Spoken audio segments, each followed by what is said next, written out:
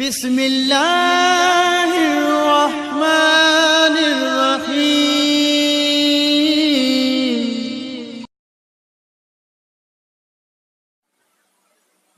أعوذ بالله من الشيطان الرجيم. بسم الله الرحمن الرحيم. والحمد لله رب العالمين وصلى الله على سيدنا محمد وآله الطيبين الطاهرين المعصومين. अज़ीज़ान मोहतरम, असांजी गुफ्तगू इमाम ज़माना अलैहिस्सलातु वस्सलाम जे बारे में हली रही हुई। गुज़श्ता निशस्तुनि में असां बयान कयोसीं इमाम महदी अलैहिस्सलातु वस्सलाम क़ुरान पाक जी नज़र में, ऐं हिन खां पहिरियां असां हिकु निशस्त में बयान कयोसीं इमाम महदी अलैहिस्सलातु वस्सलाम रसूल ख़ुदा जे फरमी में। ही छहीं निशस्त में अॼु असां बयान कंदासीं त रसूल ख़ुदा सल्लल्लाहु अलैहि वसल्लम इमाम अलैहिस्सलातु वस्सलाम जे बारे में दुआया जुमला ऐं पंहिंजे असहाब खे ताक़ीद इमाम अलैहिस्सलाम जे बारे में। अज़ीज़ान मोहतरम, रसूल ख़ुदा सल्लल्लाहु अलैहि वसल्लम कसीर मरतबा मस्जिद नबवी में पंहिंजे असहाब खे इहो फरमाईंदे नज़र अचनि था, ऊसीकुम बिमअरिफत इमामिकुम, मां तव्हांखे वसियत कयां थो पंहिंजे इमाम जे मारिफत हासिल करण जी। केतिरा ई असहाब इहो ॿुधी करे इमाम अमीर अल मोमिनीन अली इब्न अबी तालिब अलैहिस्सलातु वस्सलाम ॾांहुं ॾिसण लॻा ऐं इहो चवण लॻा,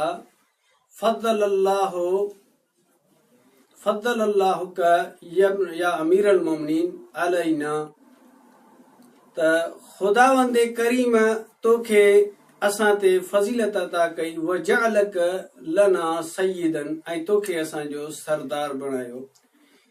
रसूल ख़ुदा सल्लल्लाहु अलैहि वसल्लम जन फरमाइनि था, ॿियो दफ़ो फरमाइनि था, ऊसीकुम बिमअरिफत इमामिकुम, मां तव्हांखे वसियत कयां थो पंहिंजे इमाम जे मारिफत जी। वज़ालिक हुव इब्नी व इब्नु अमीरिल मोमिनीन, उहो मुंहिंजो ऐं अली इब्न अबी तालिब जो फर्ज़ंद, अल मुसम्मा बिस्मी, मुंहिंजे नाले सां उनजो नालो हूंदो, अल मुलक़ब बिलक़बी, मुंहिंजे लक़ब वांगुरु उनजो लक़ब हूंदो, वल मुसम्मा अबुल कासिम, यानी उनखे अबुल कासिम सॾियो वेंदो, ऐं बज़ यानी कुझु मौरख़ीन हज़रात अबुल सालिह जे नाले सां उन माना इहा कुनियत बयान कई आहे।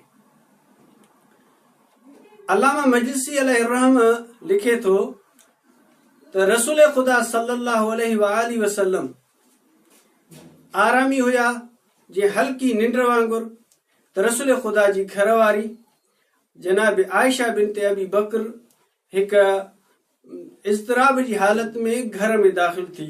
रसूल ख़ुदा फरमाइनि था, मल्लज़ी जरा अलैके, त तोखे छा थियो आहे हिन हालत में? त जनाब आयशा चवे थी, ज़हबतु इला बैत फातिमत व रअयतुहा कानत तुसल्ली वहिय तक़नुतु क़ाइलतन अल्लाहुम्मा अज्जिल लिवलियकल फरज, मा माना ज़ालिक या रसूल अल्लाह। रसूल ख़ुदा मुस्कुराए कंदे फरमाइनि था त ॿीहर चओ, छा ॾिठी फातिमतु ज़हरा खे? चए या रसूल अल्लाह, मां ॾिठो फातिमतु ज़हरा नमाज़ पढ़ी रही हुई ऐं कुनूत जी हालत में हुई ऐं इहा दुआ पढ़ी रही हुई त अल्लाहुम्मा अज्जिल लिवलियकल फरज।